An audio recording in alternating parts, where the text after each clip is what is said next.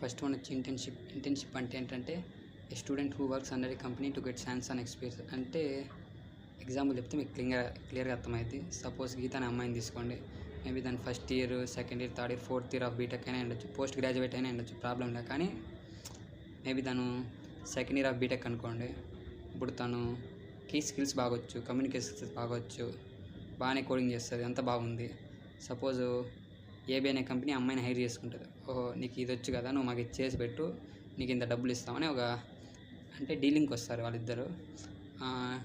ఇప్పుడు అమ్మాయికి స్కిల్స్ బాగొచ్చు కదా, ఏబీ అనే కంపెనీ అమ్మాయికి ఒక వర్క్ ఇస్తుంది, నువ్వు ఇచ్చేయి, నీకు ఇంత డబ్బులు ఇస్తామంటారు. ఓకే, ఆ ప్రాజెక్ట్ అయిపోయాక అమ్మాయికి వచ్చి ఒక సర్టిఫికేట్ ఇస్తారు. ఆ అమ్మాయికి అది వర్క్ చేసినంతలో ఎక్స్పీరియన్స్ వస్తుంది. మనం ఫస్ట్ ఇంటర్న్షిప్ చేసేది ఎక్స్పీరియన్స్ కోసమే. మళ్ళీ మనకి డబ్బులు వస్తుంది, సర్టిఫికేట్ వస్తుంది. ఆ సర్టిఫికేట్ మనకి ఏం యూజ్ అంటే అది మన రెజ్యూమ్లో పెట్టుకోవచ్చు. రేపు నువ్వు ఏదన్నా జాబ్ ప్లేస్మెంట్ పోయినావు అనుకోండి, అక్కడ వచ్చి నేను ఏబీ అనే కంపెనీలో వర్క్ చేశాను, నాకు ఇంత ఎక్స్పీరియన్స్ ఉంది అంటే వాళ్ళు ఈ అమ్మాయి ఆ కంపెనీలో వర్క్ చేసింది కదా, ఈ అమ్మాయికి ఎక్కువ ఎక్స్పీరియన్స్ ఉందని వాళ్ళు ఆ అమ్మాయికి జాబ్ ఇచ్చే ఛాన్స్ ఎక్కువ ఉంటుంది. అందుకే ఇంటర్న్షిప్ చేసేది ఎందుకంటే మనకి ఎక్స్పీరియన్స్ కోసం ఎక్కువ. డబ్బులు అంటారు కానీ డబ్బులు సెకండరీ, ఫస్ట్ ఎక్స్పీరియన్స్ వస్తే కదా నీకు డబ్బులు వచ్చేది. అందుకే మీకు ఇంటర్న్షిప్ చేయడం వల్ల ఉపయోగాలు ఇవి. ఇంటర్న్షిప్ అందరూ చేయాల్సిందే, బీటెక్ ఉంటే నేను చేయాల్సిందే, మీరు చేయాల్సిందే, ఎవరైనా చేయాల్సిందే. అందుకే ఇంటర్న్షిప్ అనేది ఇంపార్టెంట్. ఇది ఇంటర్న్షిప్ అంటే.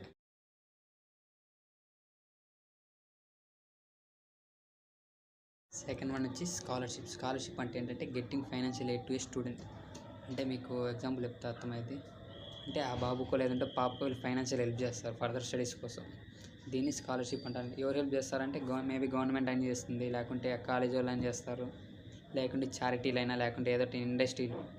సపోజ్ రిలయన్స్ వాళ్ళు, టాటా వాళ్ళు హెల్ప్ చేస్తారు ఇట్లా స్కాలర్షిప్లకి. అంటే వాళ్ళు ప్రతి ఇయర్ స్కాలర్షిప్లు అనేది వదులుతూ అంటారు, మనం అప్లై చేసుకోవడానికి.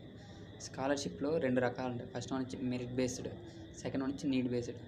మెరిట్ బేస్డ్లో ఏమేమి వస్తాయంటే, మెరిట్ బేస్డ్ అంటే మీకు అర్థమైంది కదా, టాపర్ అని. మెరిట్ బేస్డ్లో వచ్చి ఏమైందంటే ఫస్ట్ వన్ వచ్చి కరికులం ఉంటాయి, ఎక్స్ట్రా కరికులర్ ఉంటాయి. కరికులంలో వచ్చి ఆ బాబు బాగా చదువుతాడు, మంచి సీజీపీ ఉంది, మంచి పర్సంటేజ్ ఉంది, ఏదన్నా స్టేట్ ఎగ్జామ్లు క్రాక్ చేశాడు అన్నప్పుడు ఆ బాబు స్కాలర్షిప్ ఇస్తారు.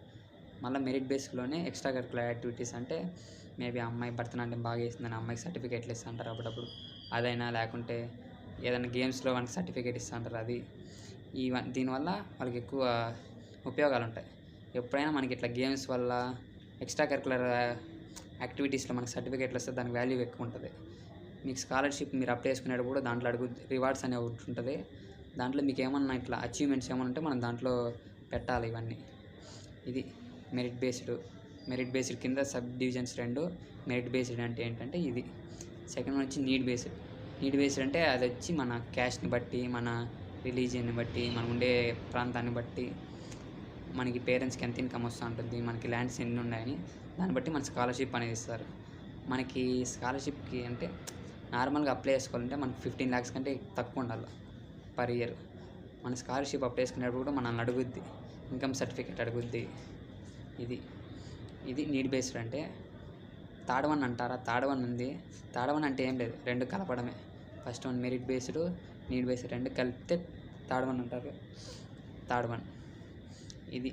స్కాలర్షిప్ అంటే ఏంటి,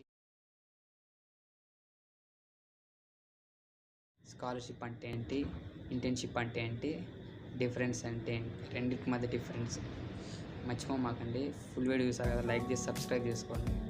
బాయ్ మళ్ళీ.